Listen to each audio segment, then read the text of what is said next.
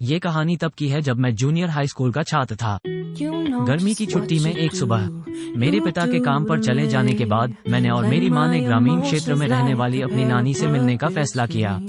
चूंकि मेरी दादी का घर ग्रामीण इलाकों में स्थित था, वहाँ पहुँचने के लिए बाएं मुड़ना पड़ता था। फिर 5 मिनट के लिए एक संकरी, एक कार चौड़ी कच्ची सड़क से गाड़ी चलानी पड़ती थी।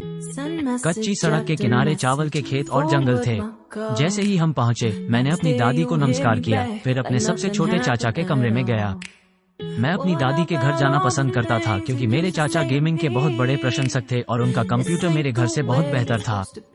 इसलिए एक बार जब मैंने पुष्टि की कि मेरे चाचा काम पर हैं, तो मैंने उनका कंप्यूटर चालू किया और डूम 3 खेलना शुरू कर दिया, जो एक समय में सबसे लोकप्रिय गेम हुआ करता था। करीब 1-2 घंटे गेम खेलने के बाद मेरे अंकल काम से लौटे। उसके आने पर मेरी दादी ने उन्हें किराने की खरीदारी करने के लिए कहा क्योंकि मेरी माँ, मेरी चाची और मैं उनके घर जा रहे थे।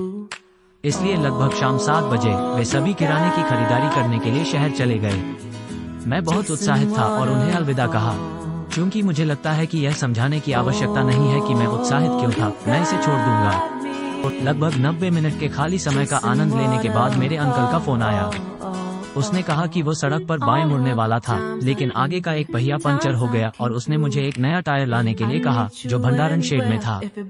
जैसा कि मैंने पहले कहा, बाएं मुड़ने के बाद अपनी दादी के घर को देखने के लिए एक संकीर्ण, बिना पक्की, सिंगल लेन वाली सड़क से ड्राइव करने में लगभग 5 मिनट लग गए, लेकिन पैदल ही करीब 20 से 30 मिनट लग गए। अब जब मैं इसके बारे में सोचता हूँ, तो उस सड़क पर चलना काफी डरावना था, खासकर रात में। इसमें कोई स्ट्रीट लाइट नहीं थी और यह चावल के खेतों और जंगल से घिरा हुआ था। लगभग रात के 9 बजे थे और उस क्षेत्र में लगभग 8 बजे काफी अंधेरा हो गया था, क्योंकि वो देश में था। इसलिए ईमानदारी से कहूँ तो मैं वास्तव में डरा हुआ था, लेकिन मैं नहीं चाहता था कि किसी को पता चले कि मैं काया हूँ।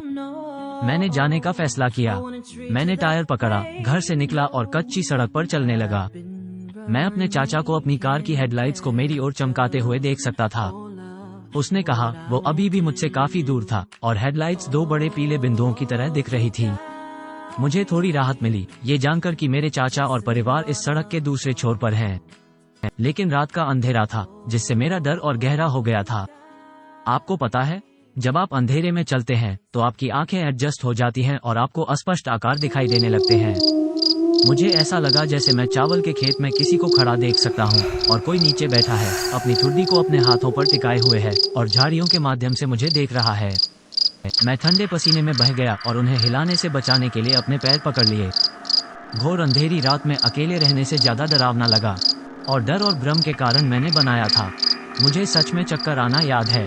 लगभग 20 मिनट चलने के बाद मैंने अपने चाचा की कार की ओर देखा और महसूस किया कि मैं लगभग वहां था। खुशी महसूस करते हुए मैंने टायर को और तेज कर दिया। मैं जल्दी से जल्दी उसे टायर सौंपने के लिए दौड़ा, लेकिन मैंने अपने सामने कुछ देखा।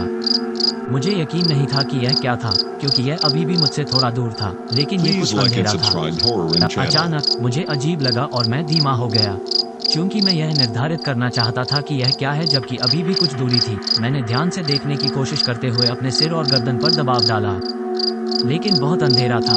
हालांकि मैं डर गया था। मैं फिर से चलने लगा, ये सोचकर कि कुछ नहीं होने वाला है, क्योंकि मेरे चाचा और परिवार लगभग 300 मीटर दूर है। लेकिन जब मैं उसके करीब पहुंचा तो रुक गया, क्योंकि यह स्पष्ट रूप से दिखाई देने लगा। यह एक बूढ़ी औरत थी जो चावल के खेतों को देखते हुए अपना मुंह खोलकर बैठी थी। मैं केवल उसके चेहरे का एक हिस्सा देख सकता था, लेकिन मेरा पूरा शरीर कांप रहा था, क्योंकि खुले मुंह के साथ उसके खाली चेहरे के भाव अब अंधेरे में स्पष्ट रूप से दिखाई दे रहे थे। बिना कुछ समझे मैं उस बूढ़ी औरत के बहुत करीब चला गया। कारणों से मुझे समझ नहीं आ रहा है। बिना कुछ कहे वहां से गुजरना और भी डरावना लग रहा था, तो मैंने उससे बात करनी शुरू कर दी। मैंने डरते डरते स्वर में पूछा, क्षमा करें, आप रात को यहाँ क्या कर रहे हैं? लेकिन उसने कोई जवाब नहीं दिया और चावल के खेतों को देखती रही। रोने की कगार पर मैं चिल्लाया, मुझे क्षमा करें। उसने फिर मेरी तरफ देखा और मुझे अपना दिल कसता हुआ महसूस हुआ। भले ही अंधेरा था, मैं स्पष्ट रूप से देख सकता था कि उसके बाल सफेद थे और मैं केवल उसकी आंखों के सफेद हिस्से देख सकता था। सबसे डरावनी चीज थी उसके चेहरे और उसके चौड़े खुले मुंह को ढकने वाली बड़ी झुर्रियां और दाग।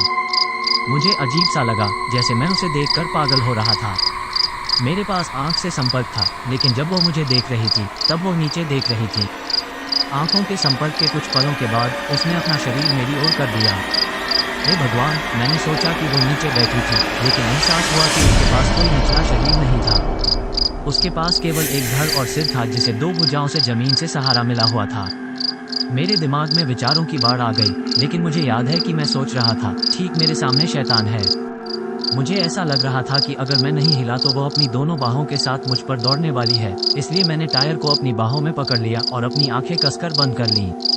ये याद किए बिना कि मैं कितनी देर से दौड़ रहा था, मुझे अचानक राहत महसूस हुई। वो अगली सुबह थी और मैं अपनी दादी के कमरे में था।